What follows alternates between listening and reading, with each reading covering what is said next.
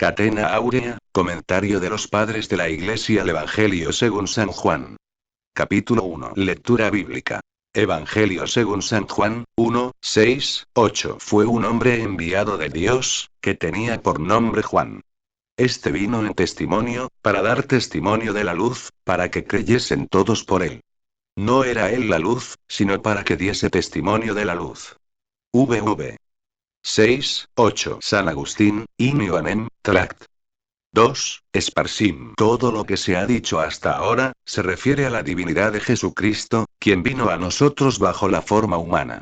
Y como era hombre en quien Dios se encontraba oculto, fue enviado antes de él un hombre grande, por cuyo testimonio se supiese que era más que hombre. ¿Y quién es este? Fue un hombre. Teofilacto, no un ángel, para que nadie sospechase. San Agustín, Uzsup. ¿Y cómo podía este hombre decir la verdad de Dios? Fue enviado por Dios. Crisóstomo, In Ioannem, Om. 5. No creas que hay algo humano en aquello que es dicho por él, porque no dice lo que es de él, sino lo que es de parte del que lo envía. Por esto es llamado ángel por el profeta, cuando dice: Yo envío a mi ángel mal 3,1. Es propiedad del ángel no decir cosa alguna de sí mismo. Cuando dice: Fue enviado, no se refiere a su ser, sino al ministerio que traía. Y así como Isaías fue enviado desde el mundo, y fue hacia el pueblo luego que vio al Señor sentado sobre un solio elevado y excelso, así San Juan fue enviado desde el desierto para bautizar. Por esto dice: El que me envió a bautizar me dijo: Sobre aquel que veas, etc. San Agustín, Uzsup. ¿Quién era el llamado? El que tenía por nombre Juan. Alcuino. Esto es: gracia de Dios, o en quien habita la gracia, y que dio a conocer al mundo, el primero y con su propio testimonio, la gracia del Nuevo Testamento, esto es, a Jesucristo. Juan quiere decir: ha sido dado, porque le fue donado por la gracia de Dios no solo ser precursor sino también bautizar al Rey de los Reyes. San Agustín, In Ioannem, Tract. 2. ¿Para qué vino? Vino en testimonio, para dar testimonio de la luz. Orígenes, In Ioannem, Tom. 5. Algunos se esfuerzan en desaprobar los testimonios de los profetas, respecto de Jesucristo, diciendo que el Hijo de Dios no necesita de testimonios, porque tiene en sí suficientes motivos para hacer creer, tanto por sus saludables palabras como por sus milagros. Y el mismo Moisés mereció ser creído por su palabra y sus milagros, no necesitando de otros testimonios. Responderemos a esto que, existiendo muchas causas para creer, los que no se mueven por una demostración, se admiran por otra. Y puede Dios dar muchas pruebas también a los hombres, para que crean en Él, que se ha hecho hombre por todos los hombres. Consta, además, que algunos se han visto obligados a admirar a Jesucristo por los testimonios de los profetas, asombrándose de que fueran tantos los que anunciaron con su voz, antes de su venida, el lugar de su nacimiento y otras cosas por el estilo. También debe advertirse, que las prodigiosas virtudes de Jesucristo podían impulsar a creer a los que vivían en su tiempo, pero no del mismo modo hubiesen podido ser atraídos a la misma fe si hubieran vivido después de mucho tiempo. Porque entonces hubiesen podido considerar como fábula lo que acerca de ellos se les refiriese. Porque cuando los milagros han pasado, alienta más la fe su consonancia con las profecías. También es preciso decir que algunos han sido honrados por este testimonio dado a Dios. Quiere, pues, privar al coro de los profetas de una gran gloria al que dice que no convenía que ellos diesen testimonio de Jesucristo. Y a estos debe agregarse San Juan, que da testimonio de la luz. Crisóstomo, In Ioannem, Om. 5. No porque necesitase testimonio de la luz, sino para dar razón de su venida, nos enseña Juan diciendo: para que creyesen todos por él. Así como se hizo carne para que no se perdiesen todos los hombres, así envió delante un mensajero para que oyendo una voz que conociesen, acudiesen con mayor facilidad. Veda. Pero no dice: para que todos creyesen en él, porque es maldito aquel hombre que confía en el hombre, Ger 17,5, sino para que todos creyesen por él, esto es para que creyesen en la luz por testimonio suyo. Teofilacto. Y así, si algunos no creyesen, él quedaría suficientemente excusado. Porque así como cuando alguno entra en una casa tenebrosa y no recibe los rayos del sol no debe culpar de ello al mismo sol, así San Juan fue enviado para que creyesen todos. Pero si esto no sucede, no es él quien será la causa de ello. Crisóstomo, Uzsub, como entre nosotros es mayor el que da testimonio que aquel de quien lo da, y más digno de ser creído, para que nadie sospechase esto de San Juan, dice. No era él la luz, sino que dio testimonio de la luz. Pero si no repitió con intención las palabras para dar testimonio de la luz, sería inútil lo que dice, y más bien repetición de la palabra que explicación de doctrina. Teofilacto. Pero se dirá. Luego no podemos decir que San Juan, ni ninguno de los santos, eso ha sido luz. Y si queremos decir que alguno de los santos fue luz, digámoslo sin artículo 1 para que si nos preguntan si San Juan es luz, lo concedamos seguramente, sin artículo. Porque si se nos pide con artículo, debemos negarlo, en atención a que San Juan no es la luz principal, sino que se llama luz porque es en virtud de la participación con la verdadera luz que tiene luz. Notas 1. El artículo la, en la luz. Lectura bíblica. Evangelio según San Juan, 1, 9, 9. Era la luz verdadera, que alumbra a todo hombre que viene a este mundo. V. 9. San Agustín, In Ioannem, Tract 2. Ahora da a conocer de qué luz da testimonio cuando dice. Era la luz verdadera. Crisóstomo, In Ioannem, Om. 6. Como el evangelista había dicho antes acerca de San Juan, que vino y fue enviado para dar testimonio de la luz, con el fin de que quien oiga esto no crea que se habla como más arriba del que da testimonio. Y para que no quede sospecha alguna acerca de aquello de que da testimonio, se recoge sobre sí mismo y se eleva hacia la existencia que está sobre todo principio diciendo. Era la luz verdadera. San Agustín, Uzsub. ¿Y por qué añade verdadera? Porque un hombre iluminado se llama luz, pero la verdadera luz es aquella que ilumina. Porque aunque los ojos de nuestro cuerpo se llaman antorchas, si de noche no se enciende una luz, o si no sale el sol por el día, serán en vano aquellas luces. Por esto añade, que alumbra a todo hombre, por consiguiente también a San Juan. Él mismo iluminaba a aquel por quien quería ser anunciado. Del mismo modo se conoce que el sol ha salido por algún cuerpo iluminado, aunque no lo veamos con nuestros ojos, al igual que aquellos que no tienen buenos los ojos, y no pueden ver el sol, sin embargo, pueden ver una pared iluminada por el sol, o cosa parecida, así todos aquellos para quienes vino Jesucristo no eran idóneos para verle. Pero reflejó sus rayos en San Juan, y entonces, cuando San Juan confesaba que era iluminado, aquel que ilumina fue conocido por medio de él. Dice además, que viene a este mundo, porque si no hubiera salido de donde estaba, no hubiese sido iluminado. Pero hubo de ser iluminado, porque salió de allí en donde el hombre no puede estar iluminado. Teofilacto. Avergüéncese Maniqueo 1, que dice que nosotros somos obra de un creador malo y tenebroso. Pues no seríamos iluminados si no fuésemos criaturas del que es la verdadera luz. Crisóstomo, In Ioannem, Om. 7. ¿Y en dónde se encuentran los que no confiesan a Jesús verdadero Dios? Dado que Él es llamado verdadera luz. Pero si ilumina a todo hombre que viene a este mundo, ¿cómo es que tantos existen sin participar de esta luz? Porque no todos han conocido el modo de adorar a Jesucristo. Ilumina, pues, a todos en cuanto de él depende.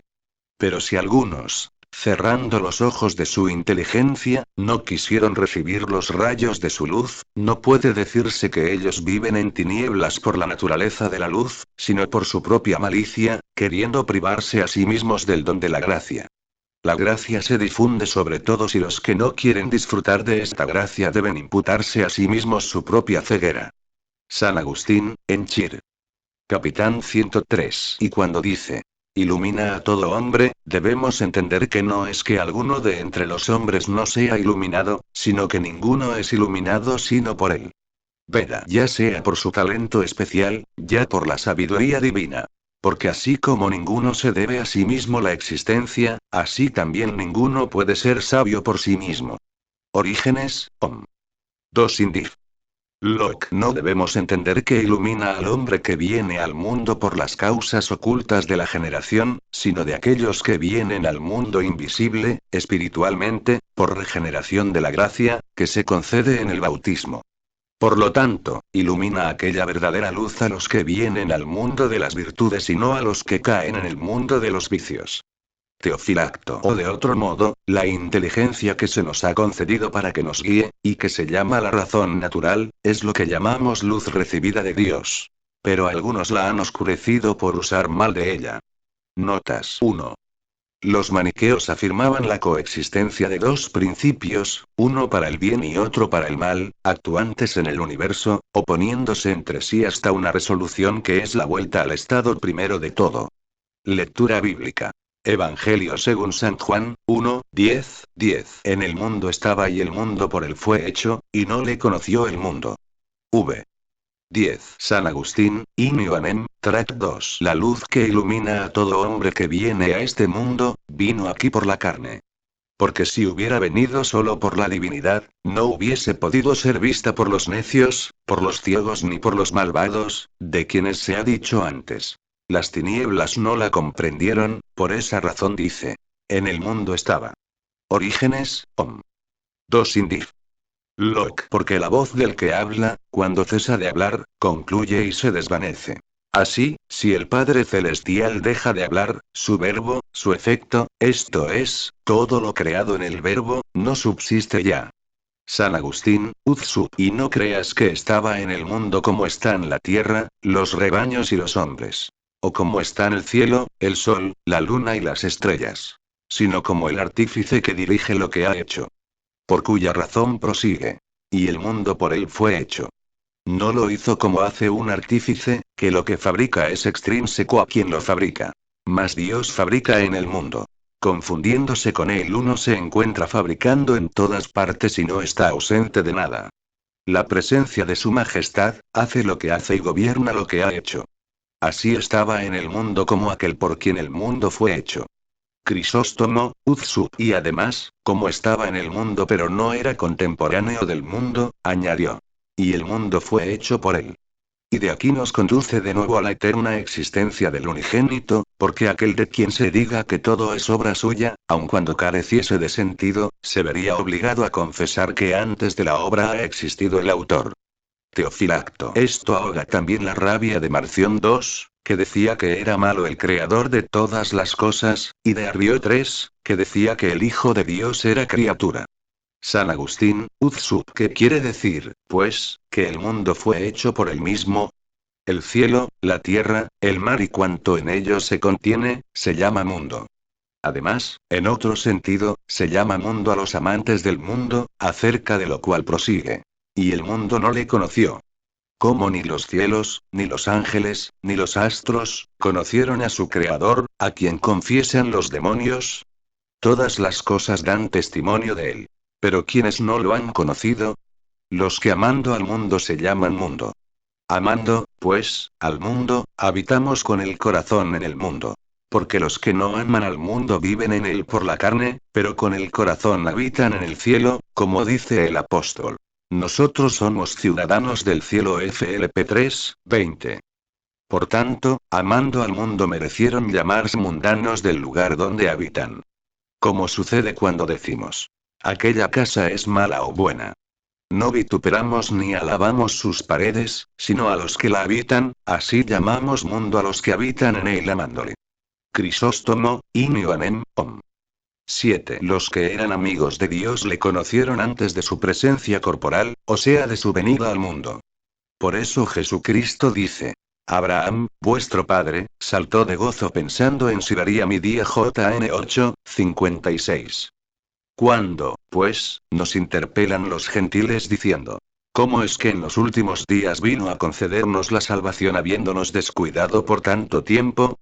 Decimos que antes de esto ya existía en el mundo, y proveía a sus obras, siendo conocido de todos los que eran dignos. Y aun cuando el mundo no le conoció, le conocieron todos aquellos de quienes el mundo no era digno.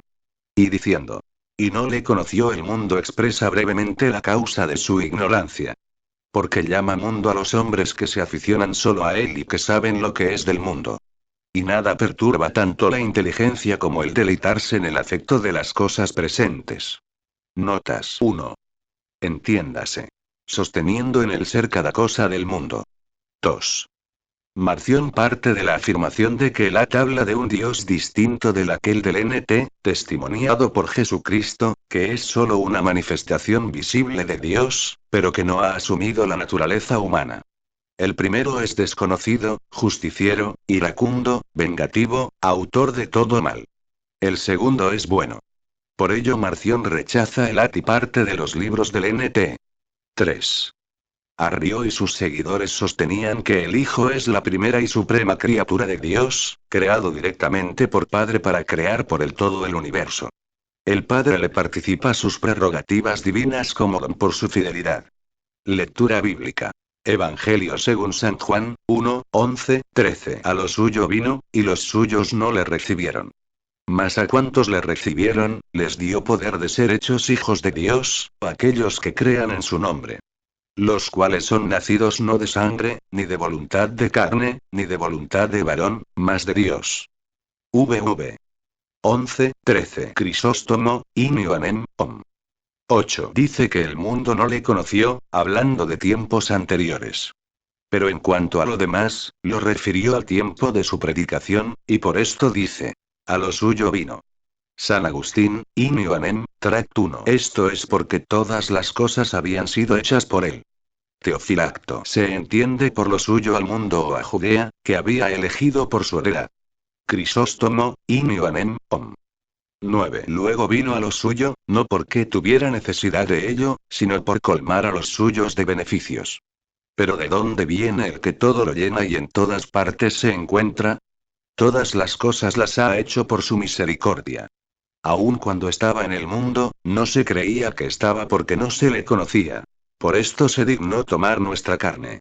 Llama presencia, o venida, a esta manifestación y condescendencia. Dios, siendo misericordioso, hace todas las cosas para que nosotros brillemos según nuestra virtud. Y por esto en realidad no trae hacia sí a ninguno por violencia ni por necesidad, sino a los que quieren venir por la persuasión y por los beneficios. Y, por tanto, al venir el Señor, unos le aceptaron, pero otros no le recibieron. Pues el Señor no quiere que nadie le sirva obligado o forzado, porque el traer a uno por la fuerza es lo mismo que no servir. Por esto sigue. Y los suyos no le recibieron. Crisóstomo, Inioanem, Om. 8. Él mismo llama ahora suyos a los judíos, como pueblo escogido. Pero llama a todos los hombres, porque todos han sido hechos por él. Como antes decía, avergonzándose por la naturaleza humana, que con el mundo hecho por él no había reconocido a su autor por quien había sido hecho, así ahora se indigna otra vez por la ingratitud de los judíos, y los reprende diciendo: y los suyos no le recibieron. San Agustín, Uz sub. Mas si ninguno le recibió, ninguno se ha salvado. Porque ninguno puede salvarse sino el que recibe a Jesucristo cuando viene. Y por esto añade: mas a cuantos le recibieron. Crisóstomo, Inioanem, Om. 9. Ya sean siervos, ya libres, ya griegos, ya bárbaros, ya necios, ya sabios, ya mujeres, ya hombres, ya niños, ya ancianos, todos son dignos del mismo honor. Por lo que dice: les dio potestad de ser hechos hijos de Dios. San Agustín, Uz sub. Gran benevolencia, nació solo y no quiso permanecer solo. No temió tener coherederos, porque su herencia no disminuye aun cuando la posean muchos. Crisóstomo, Uz sub. Y no dijo que los obligó a hacerse hijos de Dios, sino que les dio poder de ser hechos hijos de Dios, manifestando que se necesita de mucho cuidado para que conservemos siempre la imagen de la adopción, que se ha impreso y formado en nosotros por el bautismo. Además nos manifiesta así que a ninguno de nosotros podrá arrebatársele esta gracia, si nosotros no nos privamos de ella. Por tanto, si los que reciben de los hombres el dominio de algunas cosas poseen el dominio de ellas casi tanto como los que se las conceden, mucho más nosotros, que recibimos de Dios esta gracia. También quiere dar a entender que esta gracia se concede a los que la quieren y la buscan. Porque depende del libre albedrío y de la obra de la gracia que los hombres se hagan hijos de Dios. Teofilacto. Y como en el día de la resurrección conseguiremos ser hijos perfectísimos de Dios, según lo que dice el apóstol, esperando la adopción de los hijos de Dios, la redención de nuestro cuerpo. Rom 8, 23. Nos concedió, pues, el poder de ser hechos hijos de Dios, esto es, de obtener esta gracia en la vida futura. Crisóstomo, Uzsu, y como en estos mismos bienes inefables es propio de Dios dar la gracia y del hombre prestar su fe, añade. A los que creen en su nombre. ¿Y por qué no nos dices a nosotros, oh Juan? ¿Qué castigo tendrán aquellos que no le recibieron? ¿Acaso será mayor para ellos por haber podido hacerse hijos de Dios y haberse privado voluntariamente a sí mismos de tan grande honor? Un fuego inextinguible se apoderará de ellos, como más adelante dice claramente. San Agustín, Uzsu, y los que creen, por cuanto que se hacen hijos de Dios desde luego nacen hermanos de Jesucristo. Porque si los hijos no nacen, ¿cómo pueden existir? Pero los hijos de los hombres nacen de la carne y de la sangre y de la voluntad del varón y de la unión con su consorte. ¿Cómo nacen los demás? Lo dice a continuación. Los cuales son nacidos no de sangres, como las del marido y de la mujer. Porque sangres no es palabra latina, mas como en griego está puesta en plural, quiso más bien el intérprete ponerla así, aunque faltando al latín según la gramática, y explicar la verdad a los menos inteligentes. Porque los hombres nacen de la sangre del hombre y de la sangre de la mujer. Veda. Debe tenerse en cuenta también que en las Sagradas Escrituras, cuando se habla de sangre en plural, suele significarse el pecado. Por eso en el Salmo dice, líbrame de las sangres al 50, 16. San Agustín, Inioanem, Tract 2. Y en lo que sigue. Ni de la voluntad de la carne, ni de la voluntad del varón, puso carne en vez de mujer porque cuando fue hecha de la costilla del hombre, dijo Adán.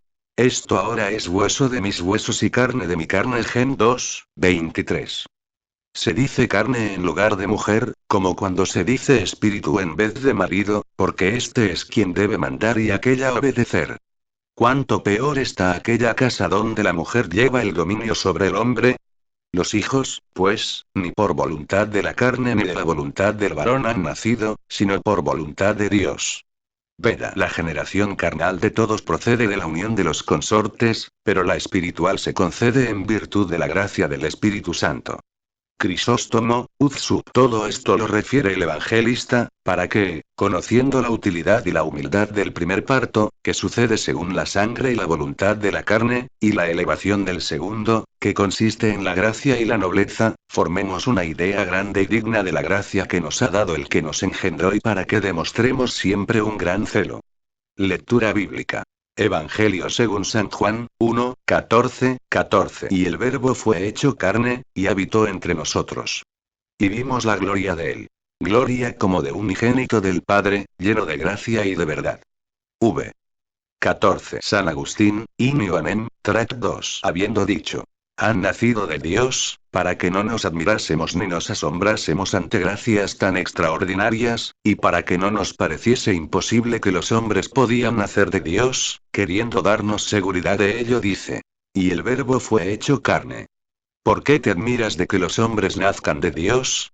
Mira cómo el mismo Dios ha nacido de los hombres. Crisóstomo, Inioanem, Om.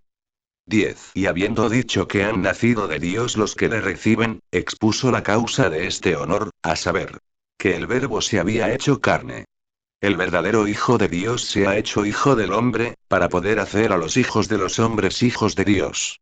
Y cuando oigas que el Verbo se ha hecho carne no te turbes, porque no convierte su esencia en carne, pensar esto sería verdaderamente impío, sino que permanece tal y como es, aunque toma la forma de siervo. Como hay algunos que dicen que son fantasías todo lo que afecta a la encarnación, para destruir esta blasfemia usó de las palabras. Ha sido hecho, queriendo expresar no la mutación de sustancia, sino la unión a una verdadera carne.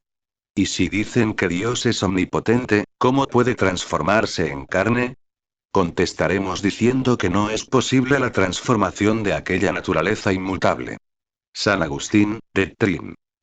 15, 11. Así como en nosotros la palabra en cierto modo es la voz del cuerpo, y toma el sonido por el que se manifiesta a los sentidos de los hombres, así el Verbo de Dios hecho carne ha tomado aquella forma por la que puede darse a conocer a los mismos.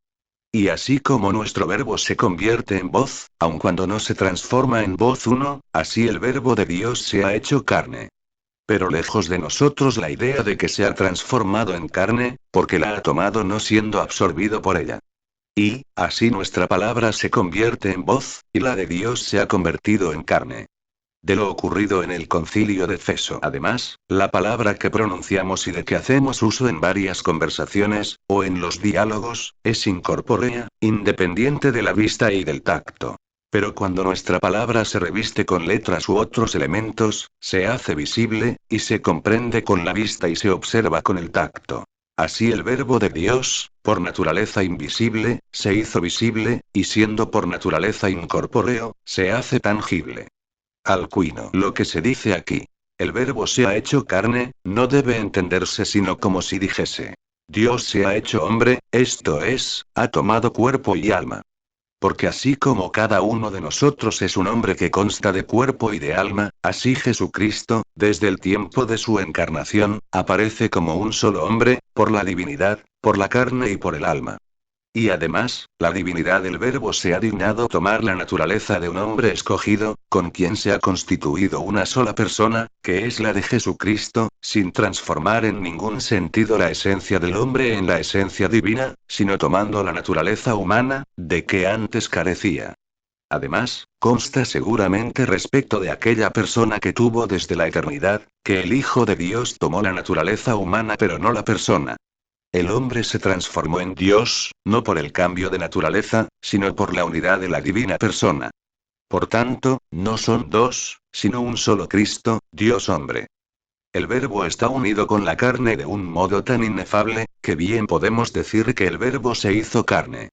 Y aun cuando el Verbo no se ha transformado en carne, y aquella carne que se llama Dios no se ha transformado en la naturaleza divina, etc., confesamos que las dos naturalezas están unidas en la persona de Jesucristo de una manera tan inefable que, subsistiendo la propiedad de cada una de ellas, hay en esta santa y admirable unión, no un cambio de la divinidad, sino una exaltación de la humanidad. Esto es, Dios no se ha convertido en hombre, pero el hombre ha sido glorificado en Dios, etc. Glosa. Como creemos que el alma incorpórea se une con el cuerpo, y que de ambos resulta un solo hombre, podremos creer más fácilmente que la divina sustancia incorpórea se une al alma con el cuerpo por la unidad de persona. Y así, el Verbo no se ha convertido en carne, ni la carne en el Verbo, del mismo modo que el cuerpo no se transforma en alma ni el alma en cuerpo. Teofilacto Apolinario de la Odisea fundó su herejía en esta palabra. Decía que Jesucristo no tuvo alma racional, sino únicamente carne. Teniendo a la divinidad por alma que dirige y gobierna el cuerpo 2. San Agustín, contra Serum. Arian.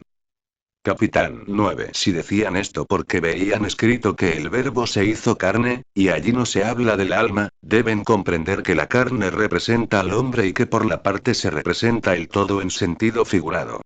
Y así, dice en el Salmo. Toda carne vendrá a ti. Sal 64,3. Además, en la carta a los romanos se lee. Que no se justificará la carne por el cumplimiento de la ley. Rom 3, 20. Y esto mismo dice con más claridad en la carta a los Gálatas. No se justificará el hombre por el cumplimiento de la ley. Gal 2, 16. Por esto se ha dicho. El Verbo fue hecho carne, como si dijese el Verbo fue hecho hombre. Teofilacto. Mas queriendo el evangelista mostrar la incomparable condescendencia de Dios, dice carne para que admiremos más su gran misericordia, puesto que tomó la carne por nuestra salvación, a pesar de que esto es impropio y dista mucho de su naturaleza, aunque el alma tiene alguna semejanza con Dios. Y si el Verbo se encarnó y no tomó el alma humana, se deduciría que nuestras almas no habían sido redimidas, porque no santificó lo que no tomó. Y no dejaría de ser una irrisión, que habiendo sido el alma la que pecó primero, al tomar carne el divino Verbo no santificase al alma, y que dejase enferma la parte principal. Con esto es refutado también Nestorio que decía que el Verbo Dios no era el mismo que había sido hecho hombre por la concepción de la sangre de la Virgen, y que la Virgen había parido a un hombre, que dotado y enriquecido con toda clase de virtudes, se había unido con el Verbo de Dios. De aquí deducía que hubo dos hijos. Uno nacido de la Virgen, esto es, el hombre, y el otro de Dios, esto es, el Hijo de Dios, unido a aquel hombre por la gracia habitual y por el amor. 3. contra el cual dijo el evangelista que el mismo Verbo se hizo hombre, y no que el Verbo, hallando un hombre virtuoso, se había unido con él. San Cirilo, Ad Nestorium, Epist. 8. Uniéndose el Verbo a la carne, animada por el alma racional, según la sustancia, de un modo inefable e ininteligible, se hizo hombre y fue llamado Hijo del Hombre, no según la voluntad sola o su beneplácito, ni tampoco por haber tomado su persona. Pueden, ciertamente, reunirse varias naturalezas en una verdadera unión, pero aquí no hay más que una persona como resultado de las dos. Cristo y el Hijo, no dejando de existir por su unión la diferencia de naturalezas. 4. Teofilacto. Aprendamos, pues, en estas palabras. Que el Verbo se ha hecho carne, que el mismo Verbo es hombre, y existiendo Hijo de Dios se ha hecho hijo de una mujer, la que especialmente se llama Madre de Dios porque engendró a Dios en su carne. San Hilario, de Trin. L10. Algunos, queriendo que el unigénito de Dios, que en el principio era Dios Verbo con Dios, no sea un Dios sustantivo sino únicamente la palabra emitida por medio de la voz, de modo que el Hijo sea respecto de Dios Padre lo que es para los que hablan su palabra, tratan de manifestar con malicia que Cristo nacido como hombre no es el Verbo Dios que subsiste personalmente y permanece en la forma de Dios.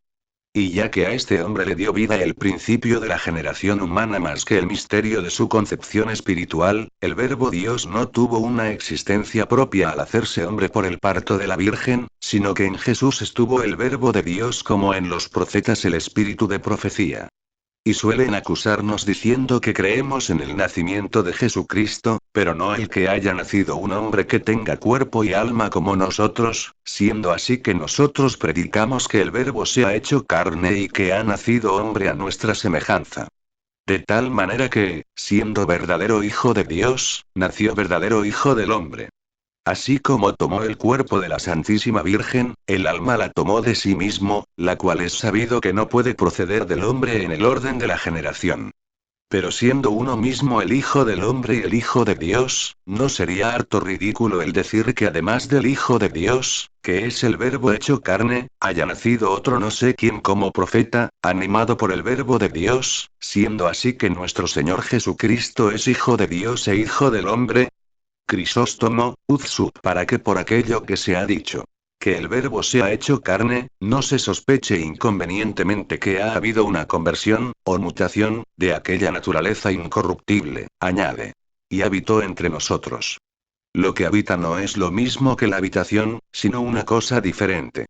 Digo una cosa diferente por su naturaleza. Pero por la unión o por la conjunción, resulta una sola cosa.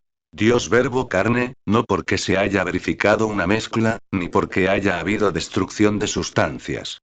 Alcuino y habitó entre nosotros, esto es, vivió entre los hombres. Crisóstomo, Inioanem, Om. 11. Habiendo dicho el evangelista que fuimos hechos hijos de Dios, y no por otra razón más que porque el Verbo se haya hecho carne, otra vez nos habla del mismo.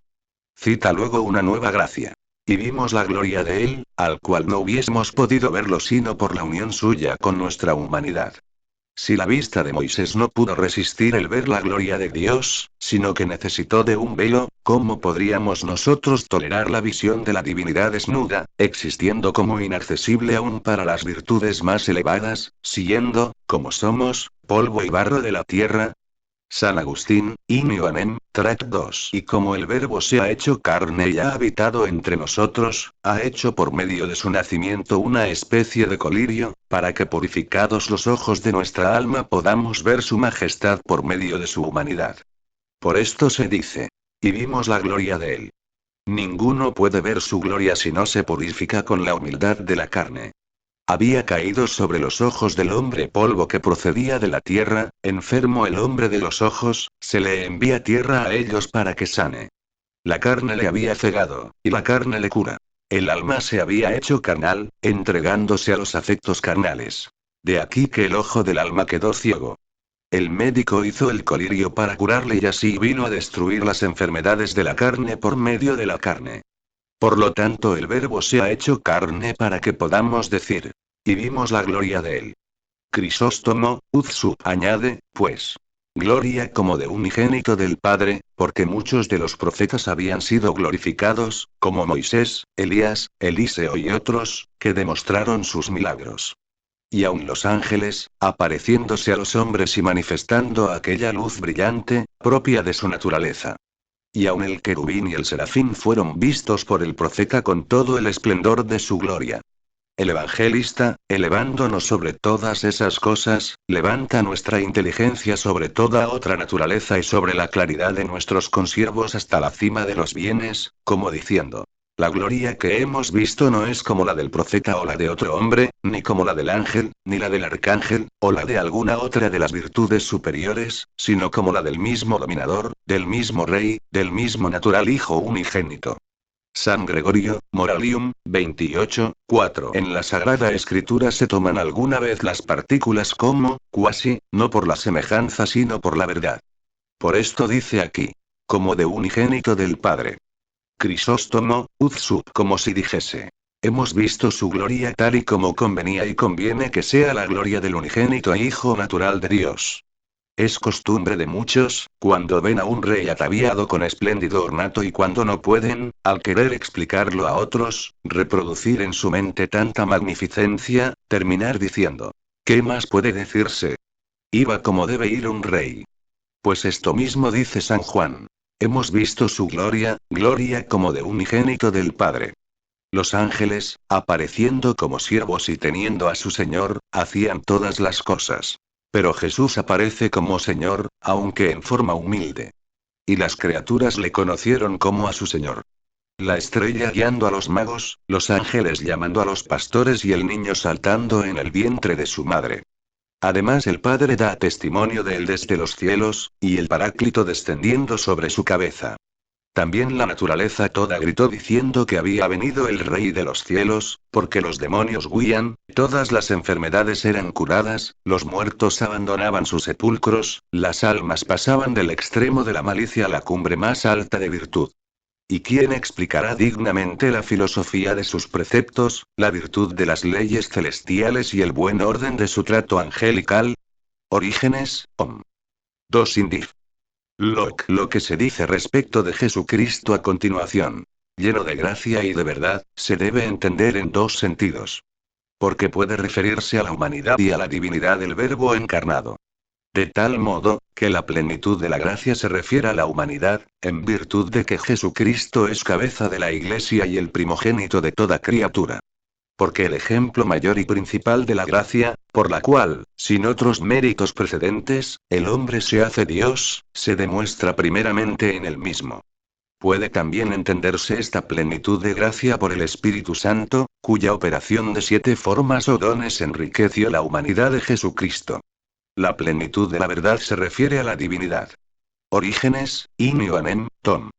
2. Y si la plenitud de la gracia y de la verdad se quiere entender que se refiere al Nuevo Testamento, no se dirá sin razón que la plenitud de la gracia del Nuevo Testamento ha sido donada por Jesucristo, y que se ha cumplido en él la verdad de figuras legales. Teofilacto lleno de gracia, en cuanto que su palabra era gracia. Habiendo dicho David en el Salmo: la gracia ha sido derramada en tus labios, Sal 44,3, etc., y de verdad, para significar que Moisés y los profetas hablaban o obraban solo en figura, mientras que Jesucristo en cumplimiento de la verdad. Notas 1. Se trata aquí de la imagen agustiniana del verbo, externo, o palabra humana que es conocida como tal por la persona en su interior, verbo, conocimiento, antes de que sea pronunciada. 2. Los apolinaristas decían que el Verbo encarnado no había asumido plenamente la naturaleza humana, sino solo su dimensión físico-psíquica. La dimensión espiritual, la misma que comprendía el entendimiento, era asumida, según afirmaban, directamente por el mismo Verbo, segunda persona de la Trinidad. Algunos extremaron sus posiciones y llegaron a afirmar que ni la psique ni el cuerpo había sido asumido, sino que la divinidad se había transformado en ellos. 3. El nestorianismo sostiene que Santa María no es Madre de Dios, sino Madre del hombre Jesús. Este habría sido tomado por Dios siendo mayor, habitando la divinidad en él como si habitase en un templo. 4. En el Señor Jesús la persona divina, el Hijo, segunda persona de la Trinidad, tiene en sí, de modo pleno, las dos naturalezas. La divina, que ya tenía, y la humana, que asume por la encarnación. Lectura bíblica. Evangelio según San Juan, 1, 15, 15. Juan da testimonio de él, y clama diciendo: Este era el que yo dije. El que ha de venir en pos de mí, ha sido engendrado antes de mí. Porque primero era que yo. 15. Alcuino había dicho antes el evangelista, que había sido enviado un hombre para dar testimonio. Y ahora explica lo que expresa ese testimonio, en el cual anuncia al precursor, bien claramente, lo excelso de la humanidad y lo eterno de la divinidad, por lo que dice.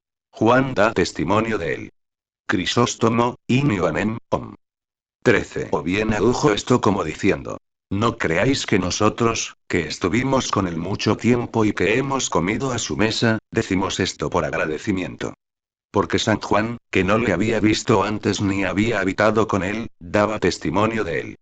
Muchas veces el evangelista alega su testimonio, y lo especifica bajo todas sus fases con todo cuidado, contento con citarlo sencillamente, porque los judíos tenían a Juan en gran veneración.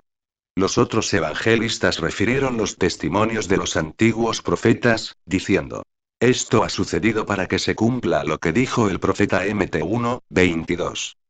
Mas este evangelista presenta un testigo más elevado y moderno, no con el fin de apoyar la autoridad del Señor en el testimonio del siervo, haciéndole por este digno de fe, sino acomodándose a la debilidad de los que escuchan. Del mismo modo que si no hubiese tomado la forma de siervo no hubiese podido hacerse asequible fácilmente, ni tampoco hubiera excitado la atención de sus contemporáneos sin la voz de su siervo, ni hubiesen recibido la palabra de Dios muchos de los judíos. Prosigue. Y clama, esto es, que predica todas las cosas públicamente, con libertad, sin restricción alguna. No dijo: Desde el principio este es el Hijo unigénito y natural de Dios, sino que exclama, diciendo: Este era el que yo dije. El que ha de venir después de mí, ha sido engendrado antes que yo, porque primero era que yo. Así como las madres de las aves no enseñan a volar a sus polluelos inmediatamente, sino que primero los sacan del nido y después los van haciendo volar con más ligereza, así San Juan no lleva a los judíos inmediatamente a lo más alto, sino que les enseña a remontarse sobre la tierra poco a poco, diciendo que Jesucristo era mejor que él, lo cual, en verdad, no era poco por lo pronto. Y véase cómo da testimonio de él con toda sabiduría, porque no solo demuestra a Jesucristo cuando se presenta, sino que lo predice antes de que aparezca. Lo cual da a entender en estas palabras: Este era el que yo dije. Hizo esto para facilitar más el conocimiento de Jesucristo, porque la inteligencia de los hombres ya andaba distraída en otras cosas que se habían dicho de él. Y con el fin de que no le perjudicase en nada la humildad de su vestido. Porque Jesucristo usaba un vestido humilde y común, de modo que los que hubiesen oído estas cosas de él y lo hubiesen visto después, acaso se hubiesen burlado del testimonio de San Juan. Teofilacto dice también: El que ha de venir detrás de mí, esto es, según el tiempo del nacimiento. San Juan había nacido 6 meses antes que Jesucristo, según la humanidad. Crisóstomo, Uzsu, y no dice esto refiriéndose a la generación que había recibido el Salvador de María, porque ya había nacido cuando San Juan decía esto, sino de su venida a la predicación. Por esto dice: Ha sido engendrado antes de mí, esto es más esclarecido, más digno de honor que yo. Como si dijese: No porque he venido primero a predicar, debéis creer que yo soy mayor. Teofilacto. Mas los arrianos interpretan estas palabras queriendo manifestar que el Hijo de Dios no ha sido engendrado por el Padre, sino creado como una criatura cualquiera. San Agustín, Inioanem, Tract 3. Y no se entiende. Ha sido hecho antes que yo fuera hecho, sino que ha sido antepuesto a mí. Crisóstomo, Uzsu. Si porque se dice: Ha sido engendrado antes de mí, se entendiese que se hablaba de producción, sería superfluo lo que se dice porque primero era que yo. ¿Quién es tan necio que ignore que lo que ha sido hecho antes que él era anterior a él? De otro modo conviene decir, a saber, era antes que yo, porque fue hecho antes que yo. Luego cuando dice: Ha sido engendrado antes de mí, se entiende del honor, porque lo que había de existir dice que ya ha sido hecho, siendo costumbre entre los antiguos profetas hablar de lo futuro como si ya hubiese pasado.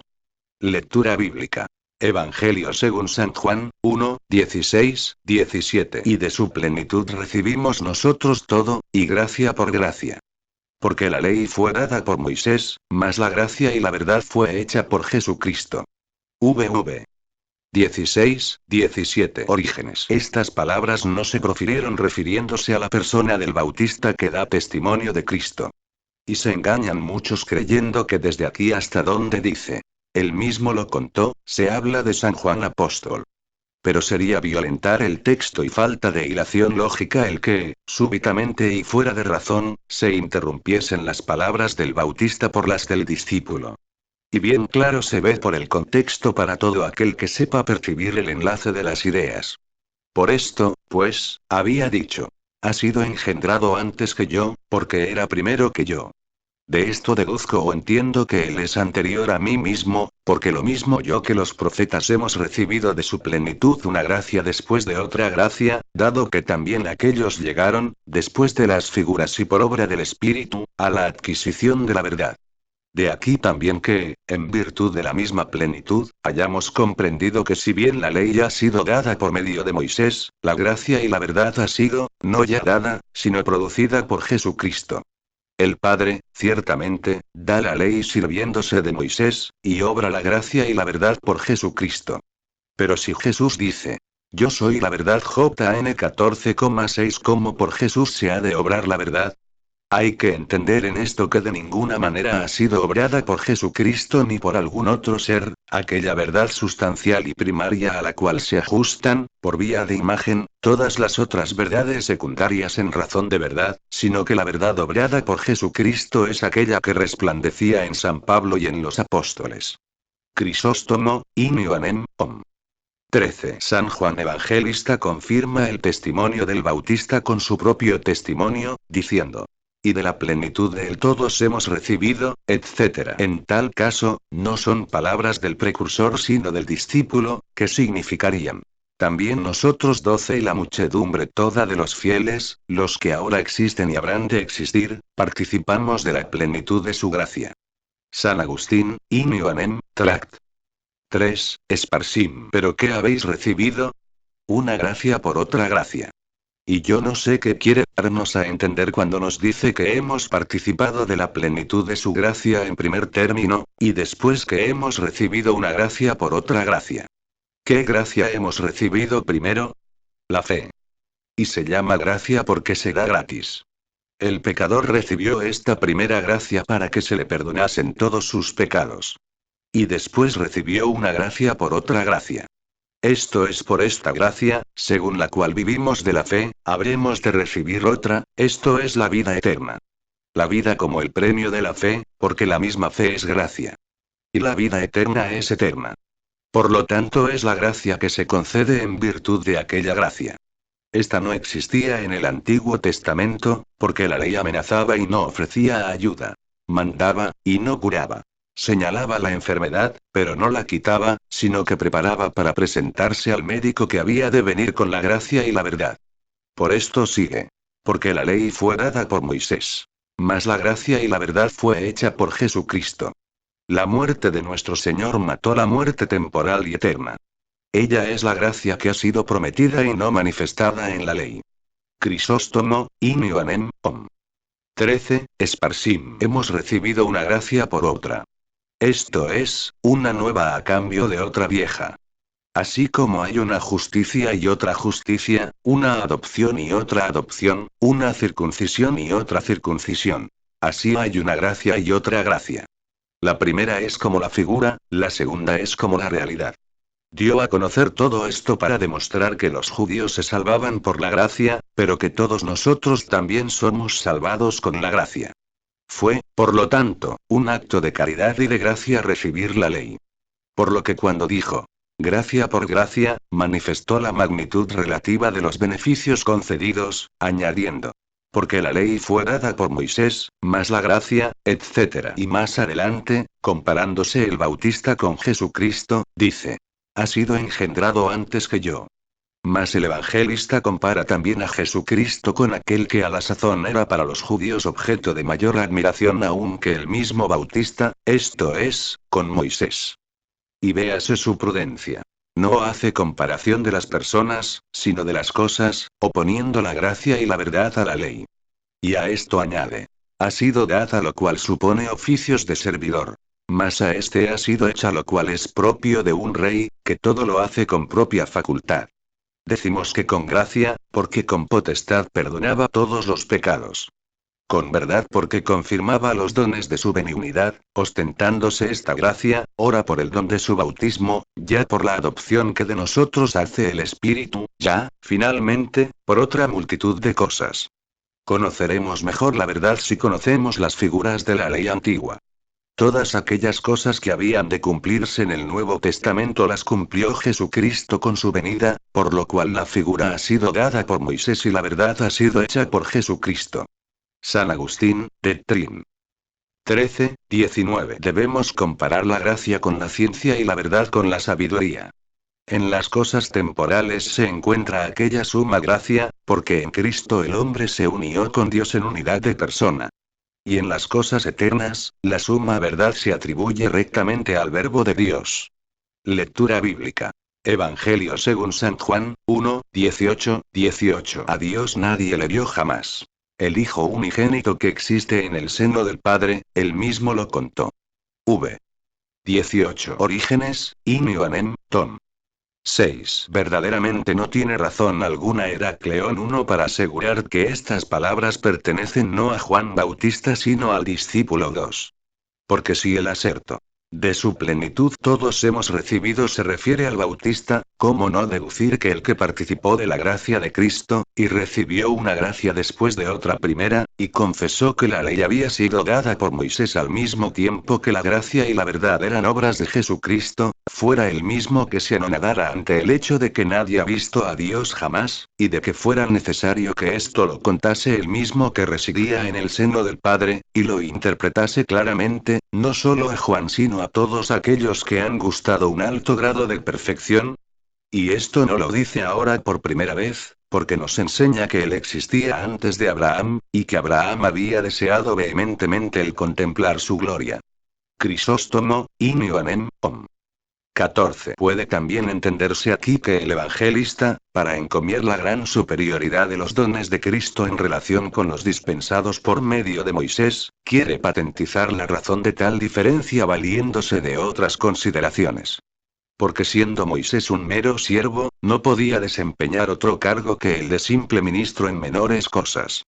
Pero Jesús, dominador e hijo del Rey, coexistiendo eternamente con el Padre y contemplándole, nos prestó mayores servicios. Por tal razón se expresa de esta manera. Nadie vio jamás a Dios.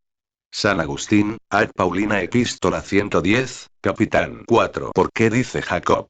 He visto al Señor cara a cara Gen 32,30, y se ha escrito de Moisés que hablaba cara a cara ex 33,11, y que el profeta Isaías, hablando de sí mismo, dice: he visto al Dios Sebaot sentado sobre un trono y 6,1. San Gregorio, Moralium 18:37. Pero bien claramente se da a entender que en todo el tiempo que vivimos en esta vida mortal, únicamente puede verse a Dios por medio de ciertas imágenes, pero no en cuanto a su misma esencia. Y aun cuando el alma, iluminada por la gracia del Espíritu, ve al mismo Dios, sin embargo no alcanza a comprender la fuerza de su esencia. Y de aquí es que Jacob, que asegura haber visto a Dios, no vio más que a un ángel. Y de aquí también que Moisés, que habló con Dios cara a cara, dice: manifiéstate a mí para que yo te vea ex 33,18. De cuya petición se deduce que él deseaba ver en la claridad de su naturaleza infinita a aquel a quien ya había empezado a ver por medio de ciertas figuras. Crisóstomo, Uzsup. Por lo tanto, si los antiguos padres vieron la naturaleza de Dios, nunca lo hubiesen contemplado de una manera diferente. Porque la esencia divina es simple y no tiene figura. No está sentado, ni está en pie, ni anda. Esta es la propiedad de los cuerpos. Por esto dice por medio del profeta: Yo les he multiplicado la vista, y me he revestido de imágenes en las manos de los profetas. Os 12:10, esto es, he condescendido con ellos, y he aparecido, como lo que no era. Mas el Hijo de Dios, que había de aparecérsenos en verdadera carne, quiso ejercitarlos primero en ver a Dios, en cuanto les era posible verle. San Agustín, ad Paulinam epístola 112, Sparsim. Estando escrito: Bienaventurados los limpios de corazón, porque ellos verán a Dios. Mt 5,8, y en otro lugar: Cuando aparezca seremos semejantes a Él, porque le veremos tal y como es. 1 Jn 3,2. ¿Cómo es que aquí se dice: ninguno ha visto a Dios nunca? ¿No podría responderse que aquellos testimonios se refieren a ver a Dios y no a haberle visto? Porque lo que se ha dicho es que ellos verán a Dios, y no que le vieron. No que le hemos visto, sino que le veremos tal y como es. En este sentido se dice que ninguno ha visto a Dios nunca. Esto es, en esta vida no puede verse tal y como es, ni en la vida de los ángeles, según esta vida visible, como se ven las cosas sensibles, por medio de los ojos de la carne. San Gregorio, Moralium, 18:38. Si bien es verdad que algunos pueden ver la majestad de Dios, aún viviendo en esta vida pasajera, por medio de la contemplación y elevándose a los más altos grados de la virtud, esto no se opone a lo que se acaba de decir. Porque todo el que ve la sabiduría, que es Dios, muere absolutamente a esta vida, sin que le quede afecto alguno a las cosas de la tierra. San Agustín, Super Génesis 12:27. De modo que si alguno no muere a las cosas de esta vida, bien desnudándose de las cosas corporales, bien alejándose y despojándose de los sentidos exteriores, hasta el punto de que no pueda saber perfectamente, como dice el apóstol, 2 Cor 12,2, si está en el cuerpo o fuera del cuerpo, no será arrebatado por aquella visión ni jamás la alcanzará. San Gregorio, Uzsup. Debe tenerse en cuenta que hubo algunos que dijeron que Dios podía ser visto en la eterna bienaventuranza en toda su majestad, pero que no podía verse en cuanto a su naturaleza. La nimia sutileza de este pensamiento engañó a estos con exceso, porque no hay diferencia alguna entre la claridad y la naturaleza en aquella esencia simple e inmutable. San Agustín, ad Paulinam epístola 110, capitán 4. Y si se dice, respecto de lo que está escrito, que a Dios nadie le vio jamás, en lo que solo debe entenderse que se refiere a los hombres, el apóstol explica esto más claramente diciendo: a quien ninguno de los hombres vio, ni puede ver. 1 Tim 6:16. Y así, si se dijese ninguno de los hombres, parecerá que aquella cuestión estaría resuelta, porque no se opone a esto lo que dice el Señor: los ángeles del Señor siempre ven la cara de mi Padre. Mt 18:10, para que creamos que los ángeles ven a Dios, a quien nadie le vio jamás, esto es, de los hombres. San Gregorio, Uzsup. Hay algunos que dicen que no pueden ver a Dios ni aun los ángeles. Crisóstomo, Inioanem, Om. 14. Es verdad que no solo los profetas, ni los ángeles, ni los arcángeles, pueden ver a Dios tal y como es. Y si se les pregunta, esto es, a los ángeles, oirás que nada responden acerca de su esencia. No solo cantan gloria a Dios en las alturas, sino también paz en la tierra a los hombres de buena voluntad. LC 2:14. Y aun cuando se desee aprender algo por el querubín y el serafín, se oirá la melodía mística de su santa misión, esto es, un himno espiritual, en que dicen que el cielo y la tierra están llenos de su gloria. San Agustín, ad Paulinam epístola 112, capitán 7. Lo cual es tan verdadero, que ninguno podrá jamás comprender la grandeza de su Dios, no solo con los ojos de la carne, sino ni aun con la más alta contemplación. Una cosa es ver y otra cosa comprender la totalidad de lo que se ve. Porque una cosa se ve en tanto que está presente al sentido de la vista, pero para comprenderla en su integridad cuando se ve es necesario conocerla de tal modo que se vea todo lo que encierra y los límites que la determinan. San Agustín, Uzsup. En este sentido solo el Hijo y el Espíritu Santo ven al Padre. Lo que es de naturaleza creada, ¿cómo podrá ver lo que es increable? Y así ninguno conoce a Dios como el Hijo. Por esto sigue: el Hijo unigénito, etc. Y no se crea que se entiende con este nombre a alguno de aquellos que han sido constituidos por hijos en virtud de la gracia, porque se añade el artículo. Y por si esto no es suficiente, se ha añadido el otro nombre. Unigénito. San Hilario, de Trin. 1:6. La cualidad de la naturaleza divina no parecía bastante explícita con el nombre Hijo si no se hubiese añadido, para dar más propiedad a la frase y para significar la excepción, otra palabra. Unigénito. Diciéndola además de el Hijo se concluye la idea de adopción, dado que la palabra unigénito solo puede referirse a su naturaleza divina. Crisóstomo, Uzsup y puso también otra cosa diciendo que está en el seno del Padre. Porque el estar en este seno no es mucho más que verle sencillamente. Y el que simplemente ve no tiene conocimiento de la cosa que ve, mas el que está en el interior, nada desconoce. Y cuando se oiga, por lo tanto, que ninguno conoce al Padre más que el Hijo, no debe decirse que aunque le conoce más que todos, no le conoce en cuanto es. Porque además el evangelista dice que él habita en el seno del Padre para que no creamos que por esto se da a conocer otra cosa que la íntima unión del unigénito y la coeternidad con el Padre.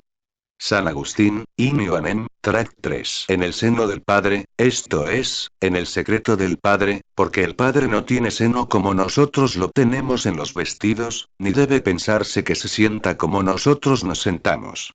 De modo que no está ceñido para tener seno, sino que así como nuestro seno es interior, al secreto del Padre se le llama seno del Padre.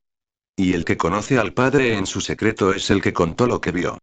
Crisóstomo, In Ioannem, Om. 14. ¿Y cómo lo refirió? Diciendo que no hay sino un solo Dios. Pero esto lo dicen Moisés y los profetas. ¿Qué más, pues, aprendimos por el Hijo que existe en el seno del Padre? En primer lugar, que las cosas que han referido otros las han referido con la cooperación del unigénito. Y además que hemos recibido un don mucho mayor por medio del unigénito y conocido que Dios es espíritu y que los que le adoran le deben adorar en espíritu y que Dios es Padre del unigénito. Veda además, si se refiere a tiempo pasado, cuando dice contó, una vez hecho hombre el Hijo nos enseñó lo que debe saberse acerca de la unidad de la Trinidad, y cómo podemos llegar hasta su conocimiento, y por qué medio puede llegarse hasta ello. Y si se refiere a lo futuro entonces referirá cómo lleva a sus escogidos hasta el conocimiento de su gloria. San Agustín, Uzsup. Hay algunos hombres que dicen, engañados por la vanidad de su corazón, que el Padre es invisible y que el Hijo es visible. Pero si se dice que el Hijo es visible en virtud de la carne, nosotros lo concedemos también. Y esto es un dogma católico. Pero si, como ellos dicen, era visible antes de haberse encarnado, se equivocan en gran manera, porque Jesucristo es la sabiduría y el poder de Dios. La sabiduría de Dios no puede verse por medio de los ojos. Y si la palabra del hombre no se ve con los ojos, ¿cómo puede verse la palabra de Dios? Crisóstomo, Uzsup. Y esto no es exclusivamente de él, porque ninguno ha visto a Dios nunca. Pero vio al Hijo, porque, como San Pablo dice, Col 1:15. Es la imagen de Dios invisible. Aquel que es imagen de lo invisible, él también es invisible.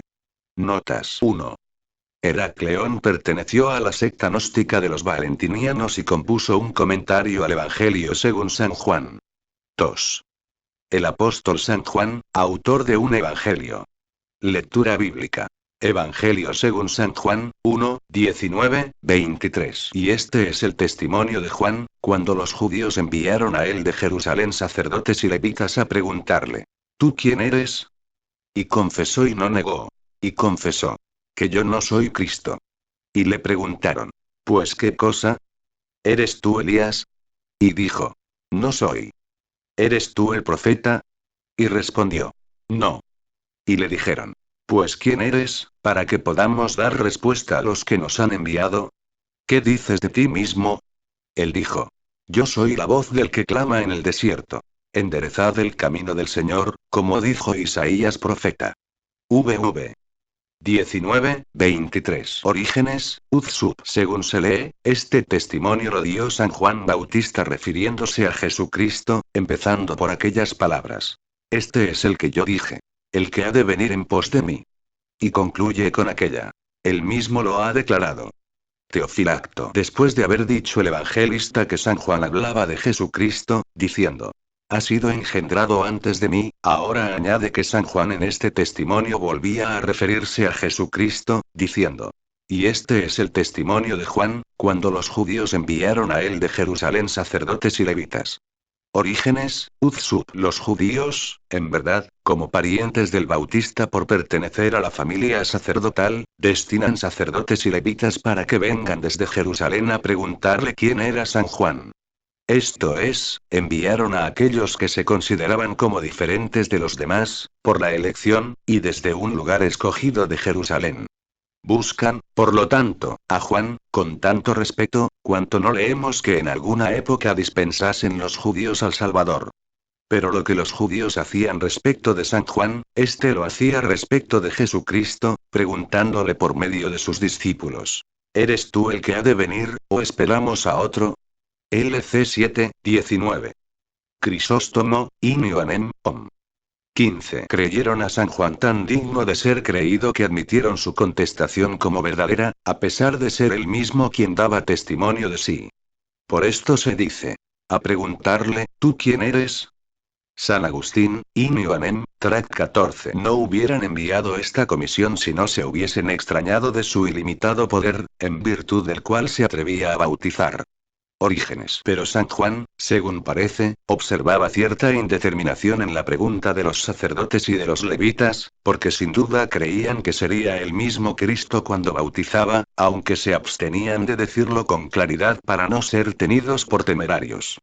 Por eso, para destruir la opinión errada que habían concebido desde el principio respecto de él, y así después brillase mejor la verdad, les dice ante todo que él no es el Cristo. Por esto sigue. Y confesó y no negó. Y confesó, que yo no soy el Cristo. Añadamos también a esto que ya en el tiempo de la venida de Jesucristo se alegraba el pueblo como si ya le tuviese delante, manifestando los doctores de la ley que según las sagradas escrituras era llegado el tiempo en que debía aparecer el Salvador. Por esta razón, Teodas había reunido muchos discípulos manifestándose como si fuera el Salvador. Y después de él Judas Galileo hizo lo propio en tiempo de los Hechos de los Apóstoles, HCH 5, 36, 37. Esperándose, pues, con tal vehemencia la venida del Salvador, los judíos mandaron a preguntar a San Juan: ¿tú quién eres? Queriendo saber si él se anunciaba como el verdadero Cristo. Y no porque él dijo yo no soy el Cristo, lo negó respecto de Jesús, sino que declaró la verdad en estas mismas palabras. San Gregorio, Inneban. On 7. Negó claramente lo que no era, pero no negó lo que era. Porque así, diciendo la verdad, se hacía miembro suyo, no usurpando engañosamente ni apropiándose su nombre. Crisóstomo, Inioanem, Om. 15. Esparsim. Experimentaron los judíos cierta pasión humana respecto de San Juan. Creían indigno que él se sometiese a Jesucristo, porque las muchas cosas que hacía San Juan demostraban su excelencia y, en realidad, que descendía de familia ilustre, puesto que era hijo del príncipe de los sacerdotes. Y porque demostraban, después, su educación sólida y su desprecio de las cosas humanas. Mas en Jesucristo se veía lo contrario. Era de un aspecto humilde, lo cual menospreciaban los judíos diciendo: pues no es este el hijo del carpintero. MT 13, 55. Su ordinario sustento era el de los demás, y su vestido no se distinguía del de muchos. Y como San Juan mandaba continuamente a ver a Jesucristo, y por otro lado querían más bien tener por maestro a San Juan, le enviaron aquella alegación, creyendo que por medio de halagos le obligarían a confesar que él era el Cristo. Y por esto no envían a personas despreciables, a la manera que a Cristo le enviaban a los ministros y los herodianos, sino sacerdotes y levitas. Y no cualquiera de estos, sino aquellos que estaban en Jerusalén, que eran los más distinguidos. Y los envían para que pregunten: ¿tú quién eres? No porque lo ignorasen, sino porque querían llevarlo a contestar como queda dicho. Por esto San Juan les respondió según él creía, y no según la mente de los que preguntaban. Y confesó y no negó. Y confesó, que yo no soy el Cristo. Y véase aquí la sabiduría del evangelista. Dice por tercera vez casi lo mismo, indicando la virtud del Bautista, y descubriendo la malicia y la locura de los judíos. Es propio de un siervo respetuoso no solo no quitar la gloria a su amo, sino rechazarla cuando otros se la ofrecen. Las muchedumbres, en realidad, habían creído por ignorancia que San Juan era el Cristo. Y estos, como iban de mala fe, le preguntaban impulsados por la misma, creyendo que podrían atraerlo por medio de halagos a lo que se proponían. Si no hubiesen pensado así, hubieran dicho a Juan cuando les responde: yo no soy el Cristo. No hemos pensado en esto, ni hemos venido a preguntártelo. Mas habiéndose visto descubiertos, pasan a otra cosa. Y por esto prosigue. Y le preguntaron: ¿pues qué cosa? ¿Eres tú Elías? San Agustín, Uzsup sabían, pues, que Elías vendría antes que Cristo. El nombre de Cristo no era desconocido para ninguno de los hebreos, pero no creían que él fuese el Cristo. Y, sin embargo, creyeron absolutamente que el Cristo había de venir. Y al mismo tiempo que esperaban que vendría en el futuro, ya le ofendieron en el presente. Prosigue. Y contestó: no soy. San Gregorio, Inneban. 7. De estas palabras se suscita cierta cuestión harto compleja. Porque en otro lugar, preguntado el Señor por sus discípulos acerca de la venida de Elías, les respondió: si queréis saberlo, el mismo Juan es Elías. Mt 11, 14. Mas preguntado San Juan, contesta: yo no soy Elías. ¿Cómo es el profeta de la verdad, si no está conforme con la explicación de la misma verdad? Orígenes. Dirá alguno que San Juan ignoraba si él era Elías, y sin duda usarán de esta razón los que asienten a la opinión trillada y el testimonio de la transmigración 1, como si las almas se revistiesen de nuevos cuerpos. Mas preguntan los judíos, por medio de los levitas y los sacerdotes, si era Elías, dando fe a la creencia tradicional en ellos y no extraña a la doctrina cabalística de sus padres, de que las almas pueden de nuevo informar otros cuerpos. Y por esto dice San Juan: yo no soy Elías, porque en realidad desconocía su vida primitiva. Pero es lógico suponer que siendo iluminado por el Espíritu como profeta, y habiendo referido tantas cosas de Dios y de su unigénito, ignorara de sí mismo si alguna vez su alma había estado en Elías. San Gregorio, Inneban. 6. Mas si se busca la verdad diligentemente, se encontrará que lo que parece contrario entre sí no lo es. El ángel había dicho a Zacarías respecto a San Juan: él marchará delante del Cristo con el espíritu y la virtud de Elías. LC 1, 17. Porque así como Elías precederá a la segunda venida del Señor, así San Juan le precede en la primera. Y así como aquel vendrá como precursor del juez, así este viene como precursor del Salvador. San Juan, por lo tanto, era Elías en espíritu, aun cuando no estaba en la persona de Elías. Y lo que afirma el Señor del Espíritu, San Juan lo niega respecto de la persona, siendo muy justo que el Salvador, al dirigirse a sus discípulos para hablarles de San Juan, adoptase el sentido espiritual y que San Juan, que respondía a las muchedumbres carnales, hablase no del Espíritu, sino del cuerpo. Orígenes, Uzsup responde, pues, a los levitas y a los sacerdotes: no soy, conociendo el fin que se proponen en esta pregunta.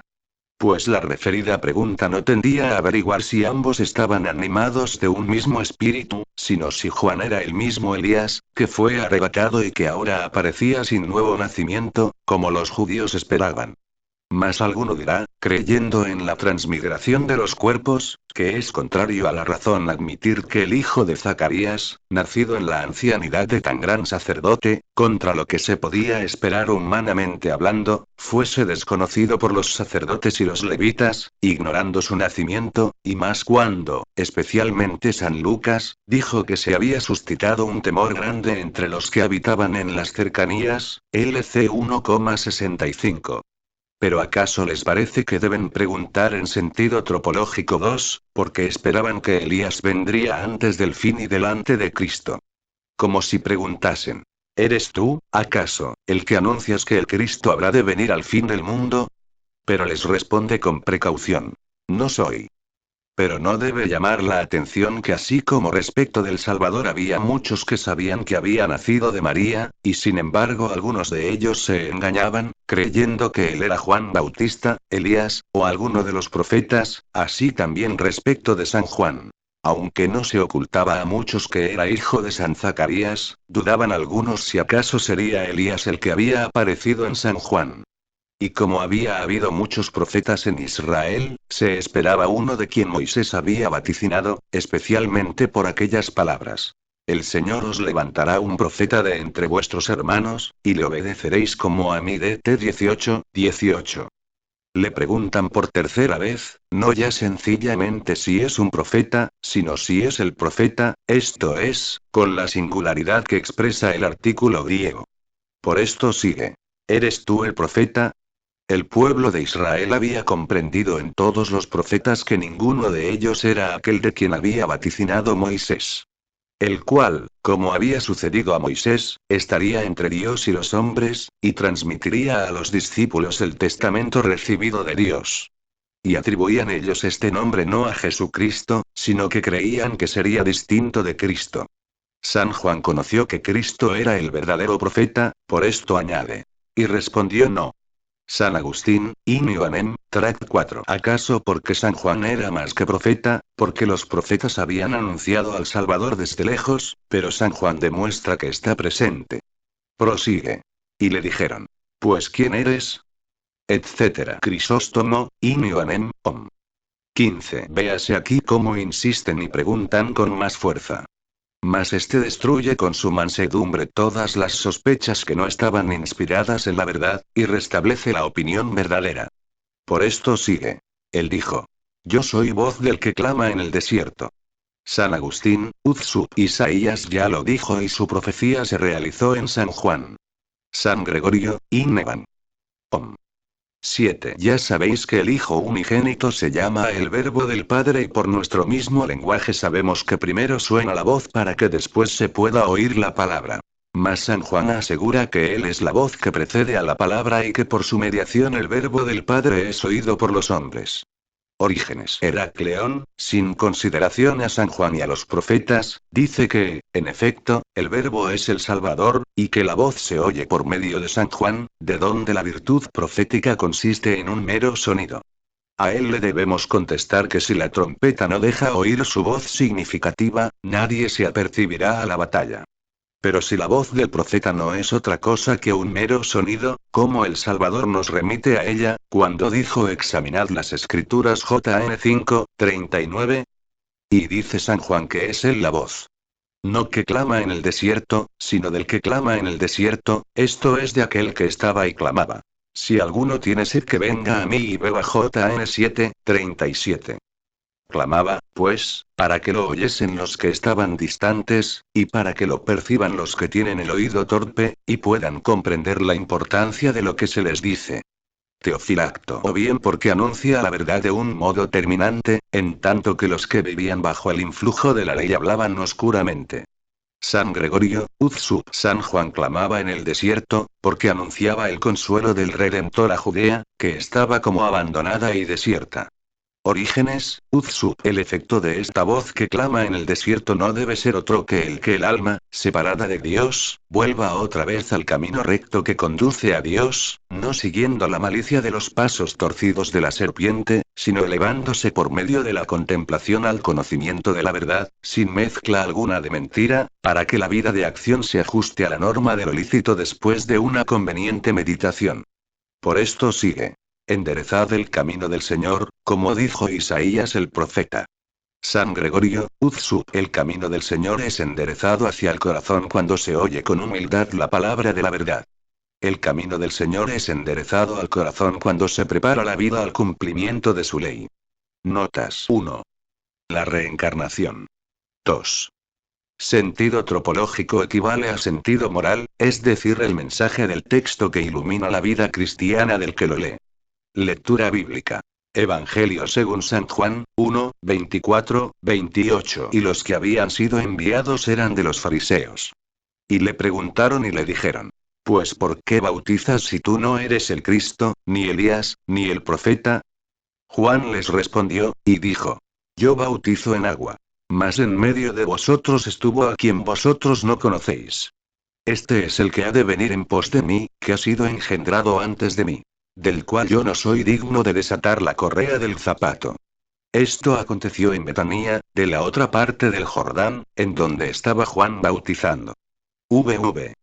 24-28 Orígenes, Uzsub, habiendo respondido a los sacerdotes y a los levitas, fue preguntado por los fariseos. Y los que habían sido enviados, eran de los fariseos. Digo que este es el tercer testimonio, como puede deducirse de sus palabras. Véase también cómo los sacerdotes y los levitas preguntan con mansedumbre. ¿Tú, quién eres?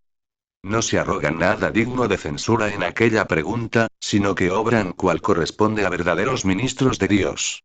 Mas los fariseos, divididos e inoportunos, según indica su nombre, dirigen al Bautista palabras malsonantes y ofensivas. Por esto sigue. Y le dijeron. Pues ¿por qué bautizas, si tú no eres el Cristo, ni Elías, ni el profeta? No querían averiguar la verdad, sino impedirle que bautizase. Pero después, no sé por qué razón, se deciden a bautizarse y volvieron a San Juan. La solución de esto, que los fariseos, a pesar de que no creían, viniesen a bautizarse con hipocresía, parece que consiste en que temían al pueblo. Crisóstomo, Inioanem, Om. 15. ¿O acaso los mismos sacerdotes y levitas eran también de los fariseos, y como no pudieron doblegarlo con halagos, intentan arrojar sobre él una acusación, obligándole a decir lo que no era? Por esto sigue. Y le preguntaron y le dijeron. Pues ¿por qué bautizas, si tú no eres el Cristo, ni Elías ni el profeta? Les parecía que rayaba en la audacia al bautizar sin ser el Cristo, ni su precursor, ni su anunciador, esto es, su profeta. San Gregorio, Inevan. Om. 7. Pero cuando un santo cualquiera es preguntado con mal fin, no sale de su expresión de bondad. Por esto San Juan responde a las palabras de envidia con las predicaciones de vida. Por esto sigue. Y Juan les respondió y dijo. Yo bautizo en agua. Orígenes, Uzsub y aquellas palabras. ¿Por qué bautizas? No convenía contestar otra cosa que indicar que su bautismo era carnal, o manifestar que era material. San Gregorio, Uzsub, San Juan no bautizaba en espíritu sino en agua, porque no podía perdonar los pecados. Lavaba con agua los cuerpos de los que se bautizaban, pero no purificaba sus almas por medio del perdón. ¿Y para qué bautiza si no perdona los pecados por medio del bautismo? Porque, cumpliendo en todo el orden y oficio de precursor de aquel que venía, esto es, a cuyo nacimiento se había adelantado naciendo, debía adelantarse también al Señor, que había de bautizar, bautizando él. Y el que se había hecho precursor de Jesucristo por medio de la predicación también había de ser su precursor bautizando, para imitarle en el sacramento, puesto que con ello anunciaba que este era uno de los misterios de nuestra redención, y que estaba en medio de los hombres aquel que aún no era conocido. Por esto sigue. Mas en medio de vosotros está uno a quien vosotros no conocéis, porque como el Señor aparece en carne, es visible en cuanto al cuerpo pero invisible en cuanto a la majestad. Crisóstomo, Uzsub dijo esto porque era conveniente que el Salvador se confundiese con el pueblo, como uno de tantos, para dar ejemplo de humildad en todas partes. Y cuando dice, a quien vosotros no conocéis, habla de un conocimiento cierto y seguro de quién es y de dónde viene. San Agustín, Inioanem, Tract. 4. Apareció humilde y por lo mismo es antorcha encendida. Teofilacto. El Señor estaba en medio de los fariseos, pero le desconocían. Porque como ellos creían saber las escrituras, por cuanto en ellas era anunciado el Señor, se encontraba en medio de ellos, esto es en sus conciencias, pero no lo conocían, porque no entendían las escrituras. Además estaba en medio de ellos porque era mediador entre Dios y los hombres, por cuya razón Cristo Jesús se encontraba en medio de los fariseos esforzándose por unirlos con Dios, pero ellos no le conocían. Orígenes. Una vez contestado. Yo bautizo en agua aquella pregunta. ¿Por qué bautizas? A las palabras. Si tú no eres el Cristo. El precursor ofrece su contestación pregonando la excelencia de la esencia de Jesucristo. Y dice que es tan grande el poder que tiene, que es invisible en cuanto a su divinidad, a pesar de que está presente a todos y se encuentra difundido por todo el orbe, lo que se da a entender por lo que dijo. En medio de vosotros estuvo. Pues este se encuentra en todo el mecanismo del universo, y lo penetra todo de tal modo que las cosas que nacen, nacen por él, puesto que todo fue hecho por él. Y esto es lo que da a conocer claramente a los que le preguntan. ¿Por qué bautizas? O cuando dice, en medio de vosotros estuvo, debe entenderse esto respecto de nosotros los hombres. Porque como somos racionales, existe en medio de nosotros, por lo mismo que el asiento principal del alma, el corazón, está situado en la parte media del cuerpo. Los que llevan al verbo en su interior, ignorando su naturaleza, ni de dónde viene, ni cómo se encuentra en ellos, estos desconocen que tienen el verbo dentro de sí mismos, lo cual ya conoció San Juan. Por lo que, reprendiendo a los fariseos, les dice, a quien vosotros no conocéis. Como los fariseos esperaban que no se tardaría la venida del Cristo y no podían elevarse a tan alto concepto acerca de él, creyendo solo que sería un hombre santo, San Juan reprende su ignorancia, porque desconocen su excelencia. Dice, estuvo, porque está el Padre, que existe de una manera invariable e impermutable. Está también su verbo, para salvar continuamente y aun cuando ha tomado carne y se encuentra entre los hombres de una manera invisible y no es conocido por ellos. Y para que alguno no crea que el que es invisible, cuando viene para todos los hombres o para todo el universo, es otro distinto del que se ha humanado y aparecido en la tierra, añade. Este es el que ha de venir en pos de mí. Esto es, que habrá de aparecer después de mí. Y no tiene aquí la misma significación la palabra en pos que cuando Jesús nos invita a que vengamos en pos de Él. Allí se nos manda que le sigamos, para que siguiendo sus pasos podamos llegar hasta el Padre. Aquí se manifiesta lo que Ato se sigue, según las enseñanzas del Bautista. Vino con el fin de que todos crean por Él, preparados para que puedan llegar sin mayor dificultad al Verbo perfecto. Dice además, este es el que ha de venir en pos de mí. Crisóstomo, Inioanem, Om. 15. Como si dijese, San Juan, no creáis que todo consiste en mi bautismo, porque si mi bautismo fuese perfecto, no vendría otro después de mí a dar otro bautismo. Mas todo esto es preparación de aquel, y pasará en breve como la sombra y la imagen. Pero conviene que el que impone la verdad venga después de mí. Y si este bautismo fuera perfecto, nunca hubiese sido necesario un segundo. Y por esto añade. El que ha sido engendrado antes de mí es digno de mayor honor y de mayor respeto. San Gregorio, Uzsup, al decir, ha sido hecho antes que yo, da a entender que había sido antepuesto a él. Viene después de mí, porque ha nacido después. Y ha sido engendrado antes de mí, porque es superior a mí. Crisóstomo, Uzsup, y para que no se crea que su respectiva excelencia es comparable, y para manifestar mejor la diferencia, añade del cual yo no soy digno de desatar la correa del calzado. Como diciendo, en tanto es superior a mí, yo no soy digno de contarme ni aun entre sus servidores más humildes, porque soltar el calzado es lo último que puede hacer el que sirve. San Agustín, Uzsup, por lo que si se hubiera juzgado digno de soltar la correa de su calzado, no hubiera aparecido más humilde. San Gregorio, Inneban. Om.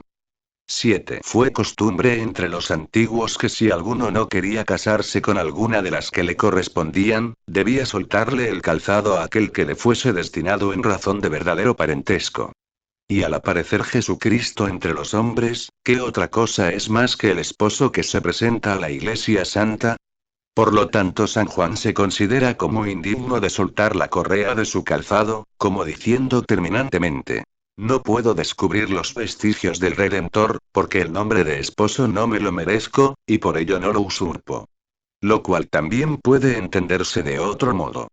¿No sabemos todos que el calzado se hace con pieles de animales muertos? Pero habiendo venido el Señor por medio de la encarnación, aparece como calzado, porque tomó sobre su divinidad la sustancia mortecina de nuestra corrupción. Y la correa de su calzado es la ligadura del misterio. San Juan, pues, no se atreve a soltar la correa de su calzado porque no puede penetrar el misterio de su encarnación, como si dijese claramente. ¿Qué de particular tiene que sea mayor que yo, si considero que aun cuando ha nacido después que yo, no comprendo el misterio de su nacimiento? Orígenes, Inioanem, Tom. 6. Hay alguno que ha dicho, y no sin razón, que esto debe entenderse así. No soy yo de tanto mérito para considerar su existencia de tan elevado origen y creer que ha recibido la carne como un calzado solo por causa mía. Crisóstomo, Inioanem, Om. 16. Y como San Juan predicaba a todos con oportuna libertad lo que se refería a Jesucristo, el evangelista dice aquí el lugar donde lo hacía, añadiendo: esto aconteció en Betanía, de la otra parte del Jordán, en donde estaba Juan bautizando. Porque no predicaba a Jesucristo ni en la casa ni en la esquina, sino al otro lado del Jordán, en medio de la multitud y estando presentes los que había bautizado. Algunos ejemplares dicen en Betábora 1, porque Betanía no estaba al otro lado del Jordán, ni en el desierto, sino cerca de Jerusalén. Glosa. Pero hay dos Betanías. Una al otro lado del Jordán y otra a la parte acá, no muy distante de Jerusalén, en donde Lázaro fue resucitado. Crisóstomo, Uzzub también se fija en esto por otra causa. Porque no refería cosas antiguas sino las que habían ocurrido poco tiempo antes, por lo que cita como testigos a los que estaban presentes y habían visto aquello que se refería, haciendo la demostración hasta de los lugares. Alcuino. Más Betanía quiere decir casa de obediencia, por medio de la que se manifiesta que todos deben obediencia a la fe para venir al bautismo. Orígenes. Y Betábora quiere decir casa de preparación, y conviene con el bautismo de San Juan, que servía para preparar al Señor un pueblo perfecto. Jordán quiere decir la bajada de aquellos. ¿Y quién será este río, sino nuestro Salvador, por medio del cual deben purificarse los que entran en este mundo, no porque éste sea quien baje, sino el género humano? Este río separa las gracias concedidas por Moisés de las concedidas por Jesucristo. Los manantiales de este alegran la ciudad de Dios. Además, así como el caimán nada en el río de Egipto, así el Señor se oculta en este río. Mas el Padre está en el Hijo, y los que marchan a donde Él se encuentra para lavarse dejan el oprobio de Egipto y se preparan a recibir la heredad eterna. Además se purifican de la lepra y son capaces de merecer las dos gracias, estando dispuestos para recibirlas del Espíritu Santo. Porque este espíritu nunca había bajado en forma de paloma sobre el otro río. San Juan bautizaba al otro lado del Jordán, como precursor del que había de venir a llamar no a los inocentes sino a los pecadores, o sea el precursor de aquel que vino a llamar a los pecadores y no a los inocentes. Notas 1. Betábara. Aldea transjordánica donde, según algunos manuscritos de algunos padres, bautizaba Juan. Es distinta de la tierra de Lázaro, Marta y María.